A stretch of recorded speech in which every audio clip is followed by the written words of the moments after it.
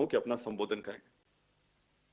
माननीय प्रधानमंत्री जी, इस रेस्क्यू ऑपरेशन के अंदर जुड़े हुए भारत सरकार और झारखंड सरकार के सभी अधिकारीगण और जुड़ी हुई सारी एजेंसियों के प्रतिनिधि और उपस्थित अन्य भाई और बहनों, सबसे पहले तो मैं एनडीआरएफ, एयरफोर्स, आईटीबीपी, सेना, डिस्ट्रिक्ट प्रशासन, इस सभी के प्रतिनिधियों को बहुत बहुत बधाई भी देना चाहता हूं और उनका धन्यवाद भी करना चाहता हूं, क्योंकि बहुत कठिन ऑपरेशन को बड़े धैर्य के साथ एक लंबे समय तक सातत्यपूर्ण तरीके से सावधानी के साथ आपने पार उतारा है और बहुत कम समय में इतनी सारी एजेंसियों ने बहुत अच्छे कोऑर्डिनेशन के साथ ये ऑपरेशन को कम से कम नुकसान के अंदर पूरा किया है।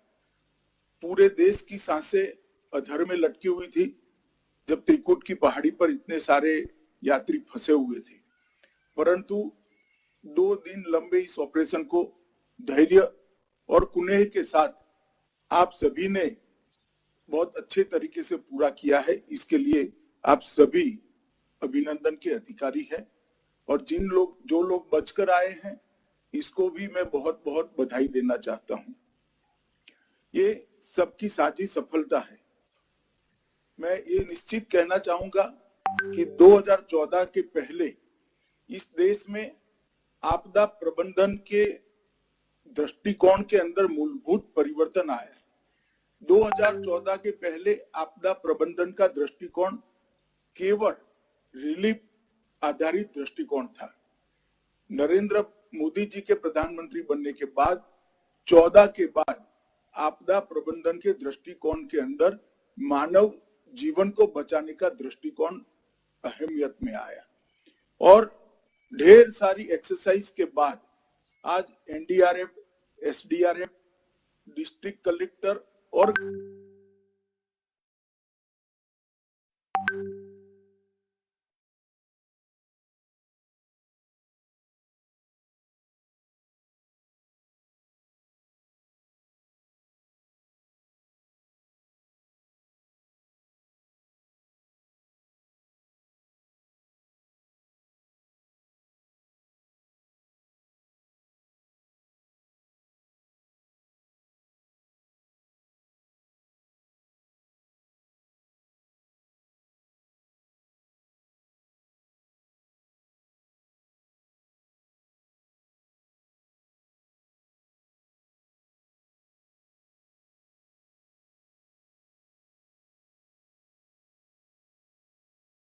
की ये हमारा साझा ऑपरेशन था और एक उदाहरण भी है। देश भर में बहुत सारे लोगों से जब लोग फंसे हुए थे तब भी और निसफलता पूर्वक निकलने के बाद भी बहुत सारे लोगों से, मीडिया के लोगों से बात हुई। सब अचंभित थी कि इतनी कम समय के अंदर इतना कोऑर्डिनेटेड एफर्ट्स कैसे हो सकता है। और एनडीआरएफ, एसडीआरएफ का कोऑर्डिनेशन, एनडीआरएफ और सेना और वायुसेना का कोऑर्डिनेशन और डिस्ट्रिक्ट प्रशासन का कोऑर्डिनेशन, ये सब जैसे रोज की प्रैक्टिस का नतीजा हुई, इस तरह से हमारे सामने आए हैं। प्रधानमंत्री जी ने आपदा प्रबंधन के क्षेत्र को जिस प्रकार से महत्व दिया है और अनेक प्रकार की आपदाओं को तैयारी के साथ कैसे कम से कम समय के अंदर निपटाया जा सकता है और ढेर सारी वो एजेंसियां कोऑर्डिनेटेड तरीके से एक ही समय में कैसे कोई गलती के बगैर काम कर सकती है, इसका उत्कृष्ट उदाहरण है। मैं फिर से एक बार जो लोग बचकर आए हैं उनको बहुत बहुत शुभकामनाएं देता हूं और प्रधानमंत्री जी के नेतृत्व में ये जो हमारा एक आपदा प्रबंधन के क्षेत्र में एनडीआरएफ से लेकर गांव तक एक टीम बना है, वो सभी टीम के सदस्यों को और सभी इनकी ट्रेनिंग के साथ जुड़े हुए लोगों को बहुत बहुत बधाई देना चाहता हूं। धन्यवाद। आपके संबोधन के लिए धन्यवाद सर। आपने इतना प्रोत्साहित किया है हमें उसके लिए भी धन्यवाद। अब मैं आदरणीय प्रधानमंत्री जी से संबोधन के लिए प्रार्थना करता हूं। हमारे साथ जुड़े गृह मंत्री श्री अमित शाह, सांसद श्री निशिकांत दुबे जी, गृह सचिव, chief of army staff, chief of air staff, DGP Jharkhand, DG NDRF, DG ITBP, स्थानीय प्रशासन के साथी, हमारे साथ जुड़े सभी बहादुर जवान, कमांडोज, पुलिसकर्मी, अन्य साथीगण, आप सबको नमस्कार। आपने 3 दिनों तक 24 घंटे लगकर एक मुश्किल रेस्क्यू ऑपरेशन को पूरा किया और अनेक देशवासियों की जान बचाई है। पूरे देश ने आपके साहस को सराहा है। मैं इसे बाबा बैद्यनाथ जी की कृपा भी मानता हूं।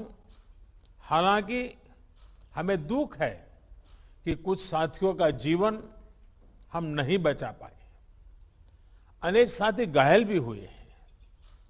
पीड़ित परिवारों के साथ हम सभी की पूरी संवेदना है। मैं सभी घायलों के जल्द स्वास्थ्य होने की कामना करता हूं। साथियों, जिसने भी इस ऑपरेशन को टीवी माध्यमों के देखा है, वो हैरान था, परेशान था। आप सभी तो मौके पर थे।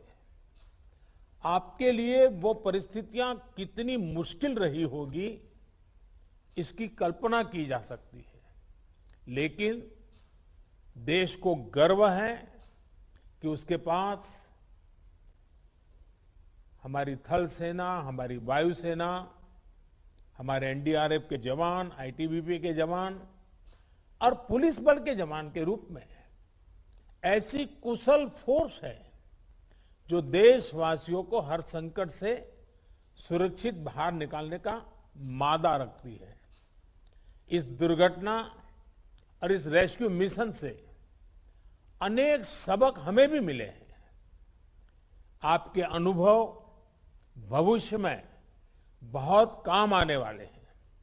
मैं आप सभी से बात करने के लिए भी बहुत उत्सुक हूं, क्योंकि इस ऑपरेशन को मैं लगातार जुड़ा रहा दूर से और मैंने हर चीज का जायजा लेता रहा था। लेकिन आज मेरे लिए आवश्यक है कि आपके मुंह से इन सारी बातों को जानूं। आइए हम सबसे पहले एनडीआरएफ के जाबाजों के पास हम चलते हैं। लेकिन एक बात तो कहूंगा, एनडीआरएफ ने अपनी एक पहचान बनाई है और ये पहचान अपने परिश्रम से, अपने पुरुषार्थ से और अपने पराक्रम से बनाई है। और इसलिए एनडीआरएफ हिंदुस्तान में जहां जहां भी है, उनके इस परिश्रम और उसकी पहचान के लिए भी अभिनंदन के अधिकारी हैं। आइए आप लोगों से मैं बात करना चाहता हूं। तो पहले एनडीआरएफ के सब जवानों से मैं बात करूंगा। अच्छा, मुझे बताइए कि सबसे पहले एक खबर आई, क्योंकि आप तो हमेशा 24 घंटे अलर्ट रहते हैं, लेकिन एक ऐसा प्रकार का रेस्क्यू ऑपरेशन था, तो उसके लिए सारी तैयारियां, ये सारा तो समय था नहीं। तो इन चीजों को कैसे प्लान किया आपने? जय सर, मैं inspector Om Prakash Goswami, team commander RRC Deogarh, 9 battalion NDRF Bihta Patna से। मुझे एसडीएम देवगढ़ द्वारा सूचना मिली कि त्रिकूट का रोपवे खराब हो गया है और उसमें कहीं पर्यटकों के फंसे होने की संभावना है। मैंने तुरंत अपनी अलर्ट टीम को लेकर 1835 बजे वहां पे पहुंचा और मैंने देखा कि स्थानीय लोग और स्थानीय जो प्रशासन है वो रेस्क्यू वर्क में लगे हुए हैं। हमारी टीम भी तुरंत समय खराब किए बिना रेस्क्यू वर्क में जुट गई और उसी दौरान हमने एक पुरुष और एक घायल महिला को रेस्क्यू किया और सुरक्षित मेंटेनेंस ट्रॉली के माध्यम से उसको नीचे लेके आए और फर्स्ट एड देने के बाद उसको फर्दर हॉस्पिटलाइज कर दिया गया। उसके बाद मैं एज ए टीम कमांडर गया और टीम घटनास्थल का मैंने जायजा लिया। देखा कि अंधेरा काफी हो चुका था और जो फंसी हुई जो ट्रॉलियां थी ग्राउंड लेवल से काफी हाइट पे थी, तो उस समय में फोकस करना बड़ा मुश्किल लग रहा था। तो हमें जिला प्रशासन से निर्देश मिला कि अभी रात में जो फंसी हुई ट्रॉलियां हैं उनको खाना और पीना की व्यवस्था करना है। तो हमारे जवानों द्वारा इमरजेंसी ट्रॉली जो कि फंसी हुई ट्रॉली के समानांतर लगी हुई है, उसी ट्रॉली में राशन लेके हमारे जवान गए और सभी से बात की। फंसी हुई 12 ट्रॉलियों में से 6 ट्रॉलियों में हम गए और जवानों को थ्रोइंग मेथड से पानी की बोतल और बिस्किट वगैरह सर्व किया। साथ ही साथ लाउड हैलर से हमने सभी को संतावना देते रहे कि आप डटे रहिए, हम आपका जल्दी रेस्क्यू कर लेंगे। नेक्स्ट ये कार्रवाई हम लोग रात भर करते रहे। उसके बाद में अर्ली मॉर्निंग दूसरे दिन हमारी एनडीआरएफ की एक नेक्स्ट टीम आ गई, वो भी रेस्क्यू वर्क में जुड़ गई। साथ ही साथ एयरफोर्स ने भी अपना रेस्क्यू अभियान शुरू कर दिया था। इसी दौरान ग्राउंड लेवल से एनडीआरएफ के साथ साथ आईटीबीपी, आर्मी सभी एजेंसियों ने मिलकर रोप, हार्नेस, कैराबिनर और कुर्सी को ट्रॉली बनाकर रोप के सहारे कैराबिनर से 11 लोगों को रेस्क्यू किया गया और उनको पीएचडी दी गई और फर्दर हॉस्पिटल उनको भेजा गया। और इस दौरान रात में भी एनडीआरएफ दूसरे दिन भी सेम जो फर्स्ट दिन कार्रवाई की वही उन्होंने पानी और भोजन की व्यवस्था कंटिन्यू करते रहे। और नेक्स्ट तीसरे दिन एयरफोर्स ने अपना काम किया और रेस्क्यू खत्म किया। सर लास्ट में मैं यही कहना चाहता हूं कि ये ऑपरेशन बहुत ही कठिन था, लेकिन हमारी जितनी भी एजेंसियां ग्राउंड पे काम कर रही थी उनके आपसी तालमेल समन्वय से ही ये ऑपरेशन खत्म हो पाया है। और सर हमारा एनडीआरएफ का एक मोटो है, आपदा सेवा सदैव सर्वत्र, उसमें हम सफल रहे हैं। Thank you sir. जय हिंद सर। ओम प्रकाश जी, आप लोग तो इस साहस से भरे हुए हैं, ट्रेनिंग भी है, ये तो एक बिल्कुल ही इस प्रकार का कभी ट्रेनिंग में आया नहीं, एक प्रकार से नए प्रकार की चुनौती आई। अच्छा, ट्रॉली के अंदर फंसे लोगों का हौसला बनाकर रखना भी एक बहुत बड़ी चुनौती था। क्या आपको उसको भी हैंडल करना पड़ा क्या? ट्रॉली में जो लोग फंसे थे कि वो शिकायत करते होंगे, चिल्लाते होंगे, रोते होंगे, बड़ी कठिनाई से गुजार रहे होंगे। जी सर इसमें जो मेंटेनेंस ट्रॉली थी उसी में हमारे रेस्क्यूअर्स बैठे और जो कि फंसी हुई ट्रॉली के समानांतर जो रोप लगी हुई थी उसी ट्रॉली में हमारे रेस्क्यूअर गए और उसका डिस्टेंसिंग कम से कम 20 मीटर का था। तो उसी से हमारे रेस्क्यूअर ने उनसे बात की कि आप ठीक है, कितने लोग हैं, बच्चे हैं, लेडीज हैं, वो सारी बात करते हुए 12 ट्रॉलियों से टोटल बात हुई। लेकिन जो फूड की व्यवस्था है वो 6 ट्रॉलियों में ही हम पहुंच पाए। बाकी 6 ट्रॉलियों की हाइट बहुत ज्यादा होने की वजह से हम बोतल वगैरह या फूड पैकेट उनके पास थ्रो नहीं कर पाए। आपके एनडीआरएफ के सभी जवानों को मेरी तरफ से बधाई है। आपके साहस को पूरा देश सराह रहा है। अच्छा, इतने सारे तारों के बीच वायुसेना के हेलीकॉप्टर्स की तस्वीरें कभी भुलाई नहीं जा सकती हैं। मैं एयरफोर्स के साथियों से भी बात करूंगा, जरा वायुसेना के साथियों में से मैं बातचीत करना चाहूंगा। ओम प्रकाश जी, बैठिए आप। सर जय हिंद सर, मैं group captain YK Kandalkar 157 helicopter unit air force station Barrackpore से हूँ। हमें इस घटना की सूचना 10 तारीख को रात को 11 बजे के आसपास मिली। मेरी तकनीकी दल ने रात में ही हेलीकॉप्टर को इस कार्य के लिए तैयार किया और हम रात में ही टेक ऑफ करके गरुड़ कमांडो टीम को लेके सुबह 6:30 बजे तक देवघर एयरपोर्ट पहुंच गए। वहां पर एनडीआरएफ टीम, आर्मी और डिस्ट्रिक्ट एडमिनिस्ट्रेशन ने हमको मौजूदा स्थिति का जायजा लिया। उसके हिसाब से जैसे कि एनडीआरएफ टीम ने कहा कि नीचे वालों तक वो कुछ सामान पहुंचा पा रहे थे, ऊपर नहीं पहुंचा पा रहे थे। हमें ये बात हवा से समझना बहुत जरूरी था, इसीलिए हमने हवाई सर्वेक्षण करने का निर्णय लिया। जब हम हवाई सर्वेक्षण करके हेलीकॉप्टर वहां पे ले गए तो हमें वो जो रोपवे की केबल्स थी वो बहुत पास जाने के बाद ही दिख रही थी। हेलीकॉप्टर जब उस केबल के पास जाता था तो 2-3 कठिनाइयां आ रही थी। सबसे पहली तो हेलीकॉप्टर की जो हवा चलती थी उससे वो केबल और वो केबल कार दोनों की झूलने लगती थी और इस झूलने की वजह से जो रोपवे है वो हेलीकॉप्टर के पंखे से टकराने का खतरा बढ़ रहा था।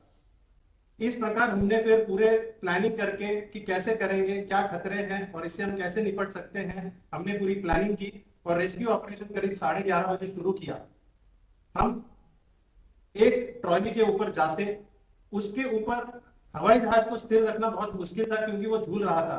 मेरे फ्लाइट गनर हवाई जहाज का दरवाजा खोल के ट्रॉली को देखते और मुझे निर्देश देते कि ट्रॉली कहाँ जा रही है। उस हिसाब से हम हेलीकॉप्टर को वहां पे रखने की कोशिश करते, गरुड़ कमांडो को विंच डाउन करते, वो ट्रॉली पे उतरता, अंदर जाके एक एक करके यात्री को विंच अप करने के लिए तैयार करता और उसके बाद हम उनको विंच अप कर देते।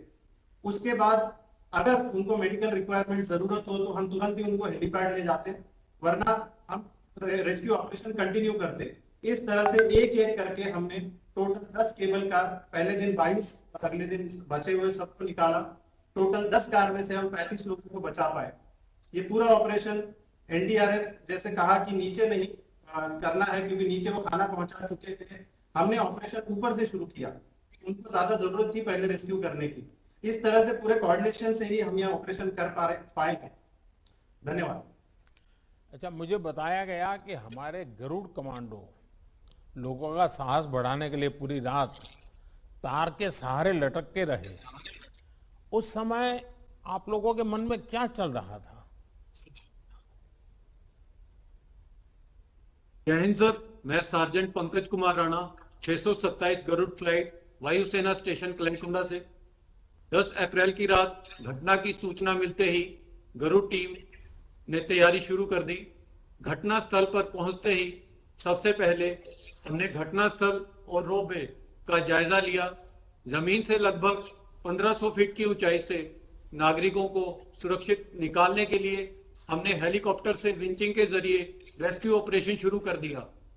हमारे लिए जो कठिनाइयां थी कि हवा में झूमते हुए उस रोप कार के ऊपर उतरना, अपने आप को संभालना और फिर उसके दरवाजे को खोलना जो कि सिर्फ बाहर से खुलता था, उस छोटी सी ट्रॉली के अंदर जाना क्योंकि उस समय हमें सिर्फ अपने हाथों के बल पर कार्य करना था।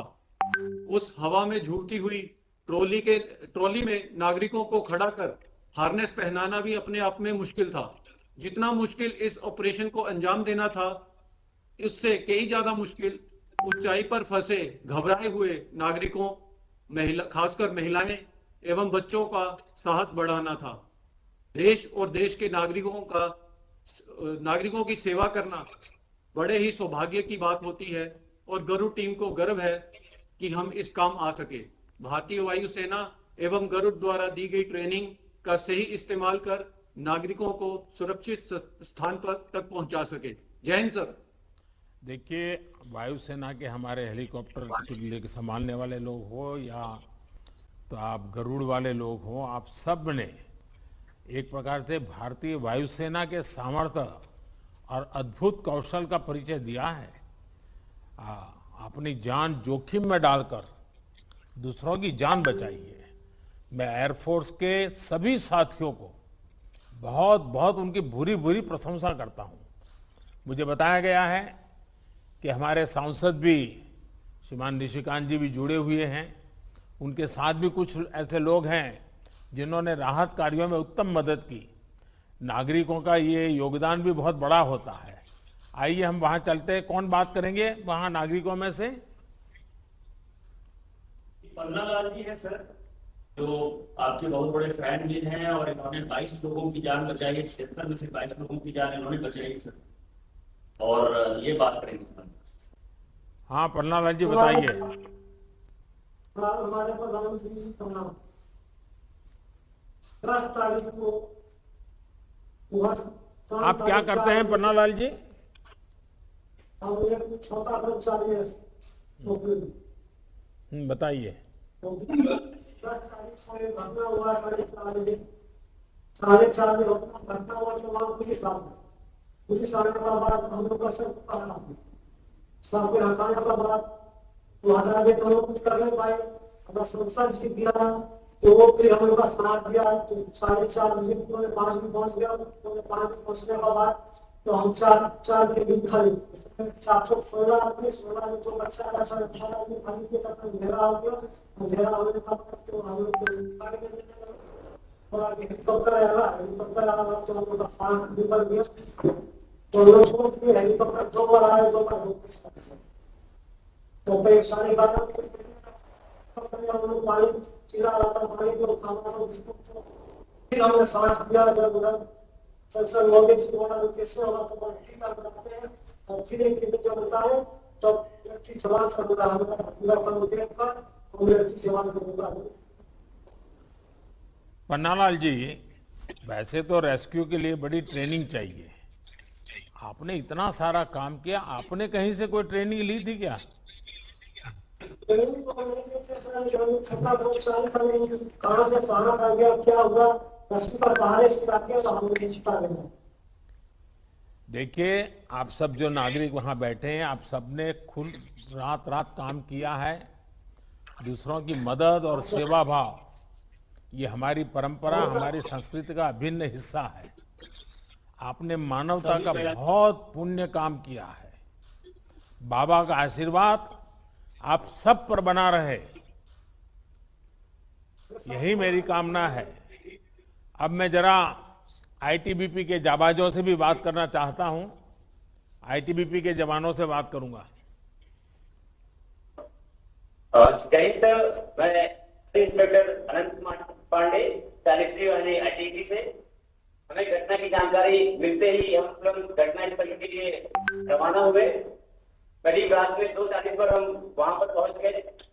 सिविल प्रशासन के साथ समन्वय स्थापित करने के बाद एक लोकल की मदद से हम रेस्क्यू पॉइंट के लास्ट पॉइंट तक गए। वहां जाने के बाद जो नजदीकी 2 गाड़ी थी उनसे हमने बात की, और जो बची हुई 10 गाड़ी थी उनसे हमने ड्रैगन लाइट की मदद से संपर्क स्थापित करा, ताकि उनमें कॉन्फिडेंस बिल्डअप हो जाए कि हमें बहुत जल्दी ही निकाल लिया जाएगा। फिर हमने उस पूरे एरिया की रैकी करने के बाद लगभग उजाला हो गया था।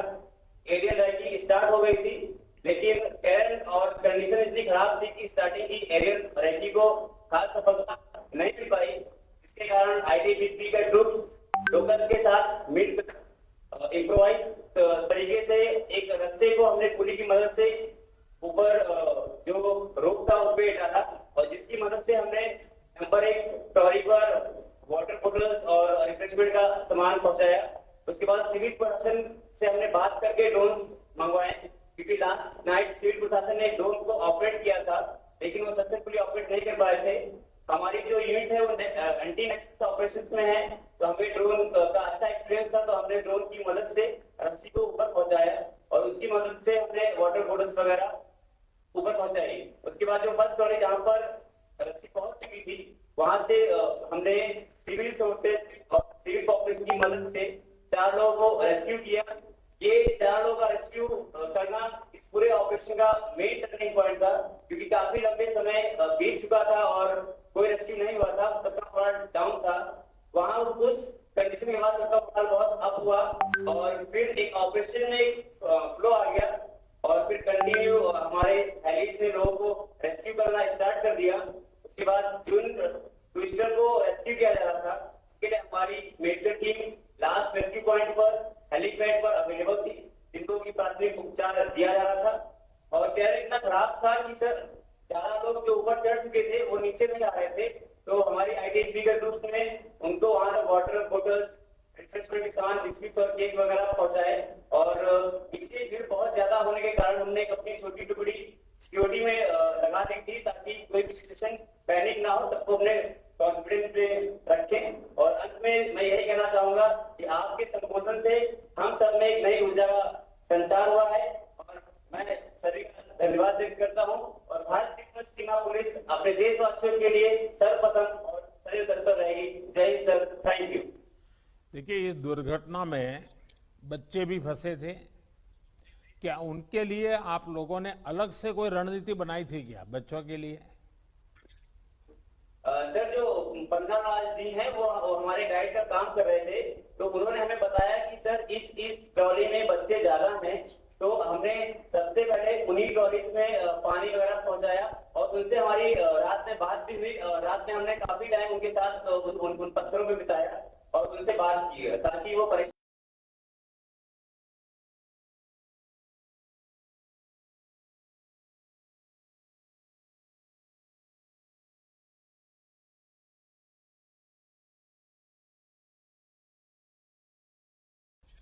जिस धैर्य का परिचय दिया है वो अतुलनीय है।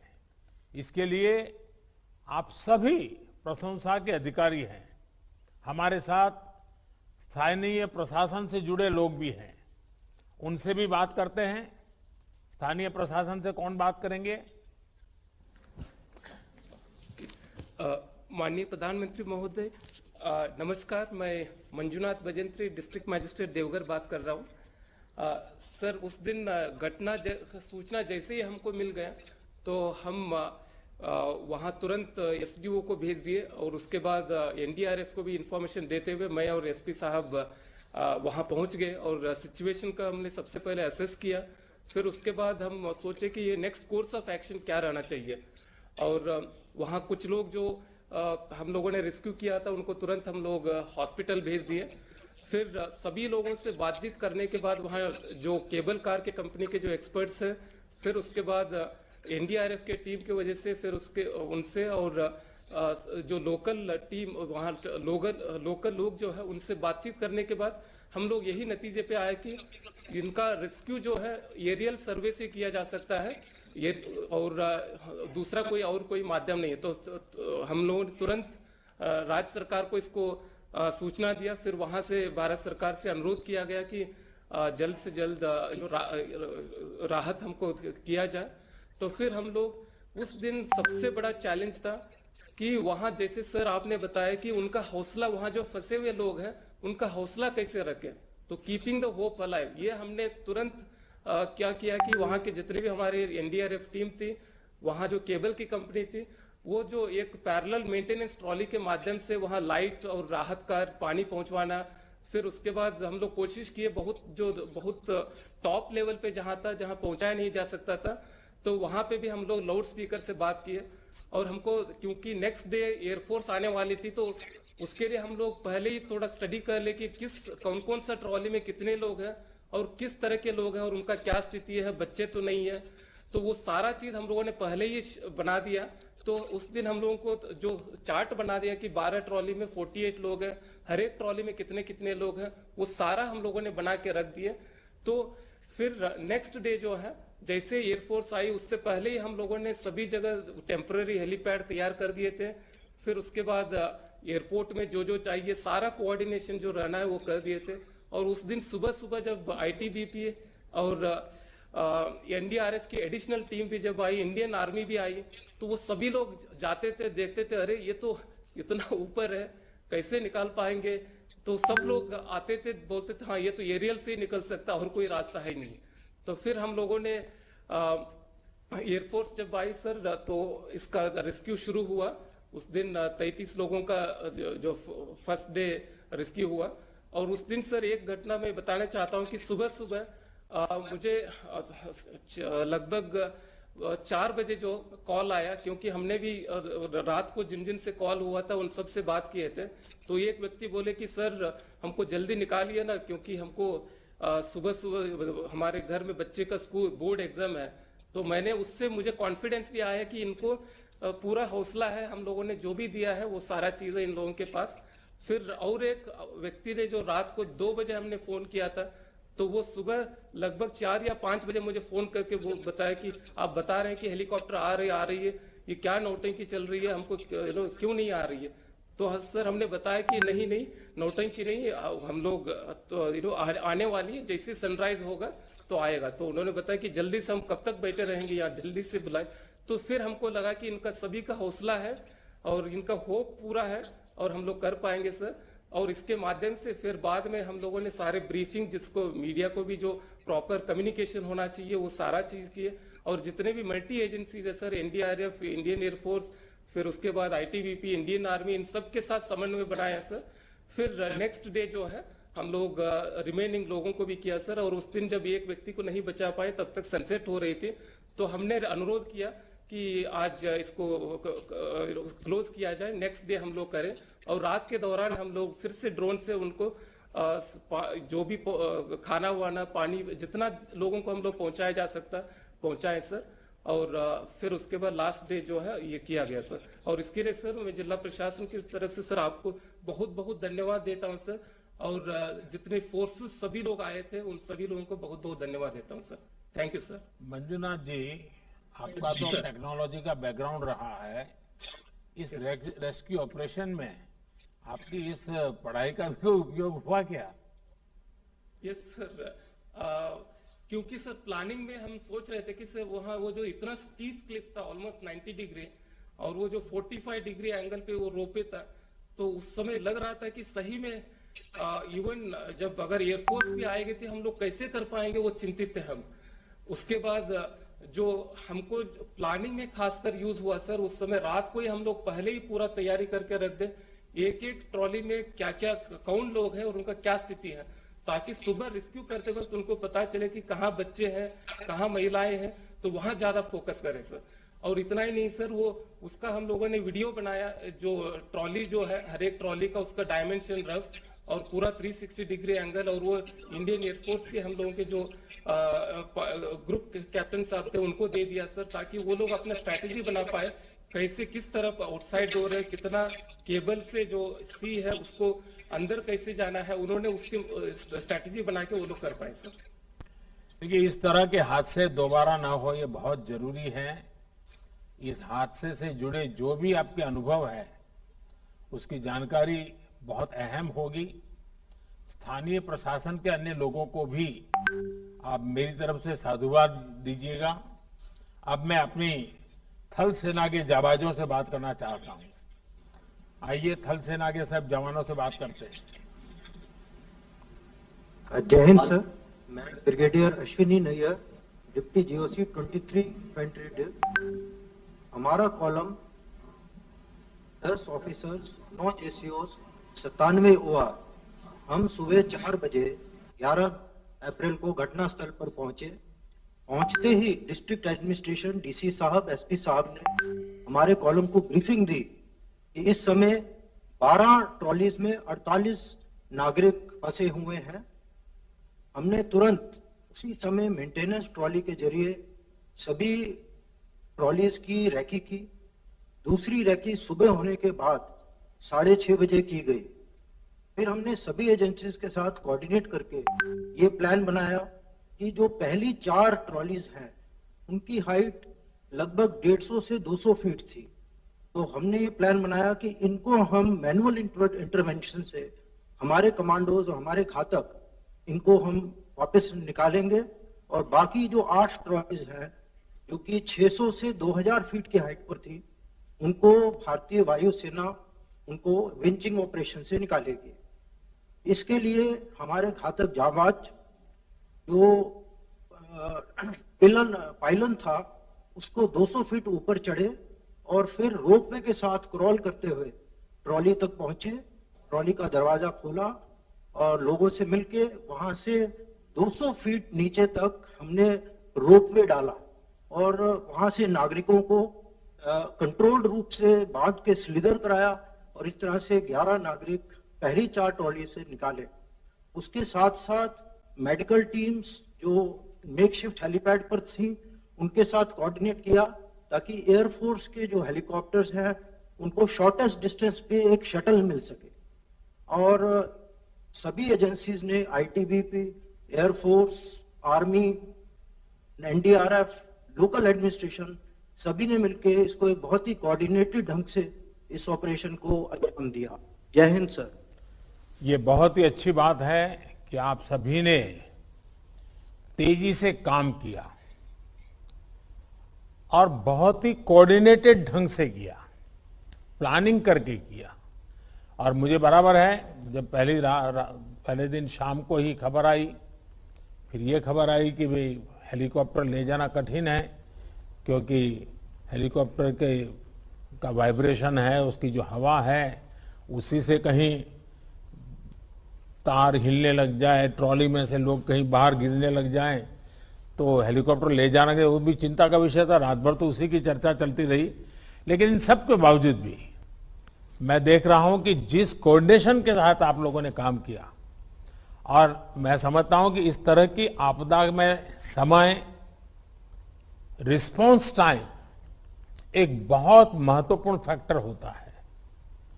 आपकी तेजी ही ऐसे ऑपरेशन की सफलता या विफलता तय करती है। वर्दी पर लोगों की बहुत आस्था होती है। संकट में फंसे लोग जब भी आपको देखते हैं, चाहे एनडीआरएफ का यूनिफॉर्म भी अब परिचित हो गया है, आप लोगों का तो परिचित है ही है, तो उनको विश्वास हो जाता है कि अब उनकी जान सुरक्षित है। उनमें नई उम्मीद जग जाती है। आपकी उपस्थिति पर ही उम्मीद का हौसले का काम यानी एक प्रकार से शुरू हो जाता है। वरिष्ठ नागरिकों और बच्चों का ऐसे समय में विशेष ध्यान रखना बहुत आवश्यक रहता है और मुझे इस बात का संतोष है कि आपने अपने प्लानिंग में और ऑपरेशन की प्रक्रिया में इस बात को बहुत प्राथमिकता दी और बहुत अच्छे ढंग से उसको किया। आपकी ट्रेनिंग भी बहुत बेहतरीन है। एक प्रकार से इस फील्ड में पता चल गया कि कितनी बढ़िया ट्रेनिंग आपकी है और आप कितने साहसिक हैं और किस प्रकार से आप अपने आप को खपा देने के लिए तैयार होते हैं। हर अनुभव के साथ हम लोग भी देखते हैं कि आप लोग अपने आप को सशक्त करते जा रहे हैं। एनडीआरएफ सहित तमाम बचाव दलों को आधुनिक विज्ञान, आधुनिक उपकरणों से लैस करना, ये हमारी प्रतिबद्धता है। ये पूरा ऑपरेशन संवेदनशीलता, सूझबूझ और साहस का पर्याय रहा है। मैं इस दुर्घटना से बचकर आने वाले हर व्यक्ति को बधाई देता हूं कि आपने इतने बड़े हादसे के बाद भी सूझबूझ से काम लिया। मुझे बताया गया कि लोगों ने लटके लटके ही कई कई घंटे बिताए, रात भर सोए नहीं, फिर भी इस सारे ऑपरेशन में उनका धैर्य, उनकी हिम्मत, ये ऑपरेशन में बहुत बड़ी बात है। आप सभी अगर हिम्मत छोड़ देते सारे नागरिक, तो ये परिणाम शायद इतने सारे जवान लगने के बाद भी उसको नहीं ले पाते। तो इसलिए जो फंसे हुए नागरिक थे, उनकी हिम्मत का भी बड़ा महत्व रहता है।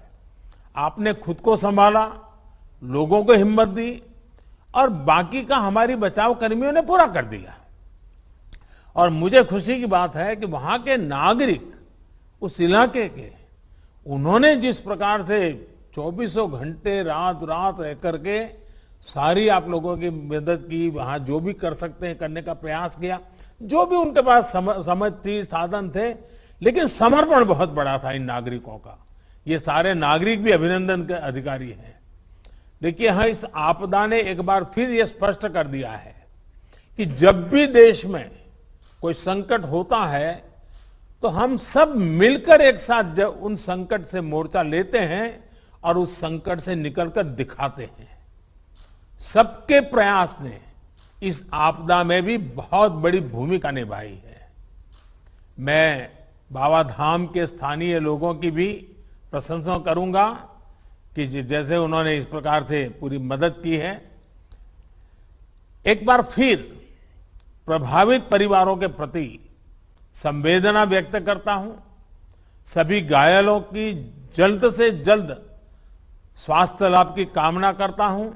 और आप जो लोग इस ऑपरेशन में लगे थे, आप सबसे मेरा आग्रह है, क्योंकि इस प्रकार के ऑपरेशन, क्योंकि बाढ़ आना, बारिश होना, ये सबको आपको रोज का काम हो जाता है, लेकिन ऐसी घटनाएं बहुत रेयर होती हैं।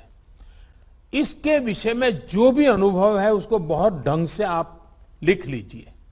एक प्रकार से आप मैनुअल बना सकते हैं और हमारे जितने फोर्सेस ने इसमें काम किया है, एक डॉक्यूमेंटेशन हो, ताकि आगे हमारे पास ट्रेनिंग का भी ये हिस्सा रहे कि ऐसे समय किन किन चैलेंजेस आती हैं, इन चैलेंजेस को हैंडल करने के लिए क्या, क्योंकि जब पहले ही दिन जब शाम को मेरे पास आया कि साहब हेलीकॉप्टर ले जाना मुश्किल है, क्योंकि तार इतनी वाइब्रेशन झेल ही नहीं पाएंगे, तो मैं स्वयं भी चिंता में था कि अब क्या रास्ता निकाला जाएगा। यानी एक एक ऐसे पड़ाव की आपको जानकारी है, आपने अनुभव किया है। जितना जल्दी अच्छे ढंग से डॉक्यूमेंटेशन करेंगे तो हमारी सभी व्यवस्थाओं को आगे ट्रेनिंग का उसका हम हिस्सा बना सकते हैं और इसका एक केस स्टडी के रूप में लगातार हम उपयोग कर सकते हैं, क्योंकि हमें अपने आप को भी लगातार सज्ज करना है। बाकी तो वहां जो कमेटी बैठी है, इस रोपवे का क्या हुआ वगैरह राज्य सरकार अपनी तरफ से करेगी, लेकिन हमें एक इंस्टीट्यूशन के रूप में पूरे देश में इन व्यवस्थाओं को विकसित करना है। मैं फिर एक बार आप लोगों के पराक्रम के लिए, आप लोगों के पुरुषार्थ के लिए, आपकी ये नागरिकों के प्रति जो संवेदना के साथ काम किया है, बहुत बहुत साधुवाद देता हूं।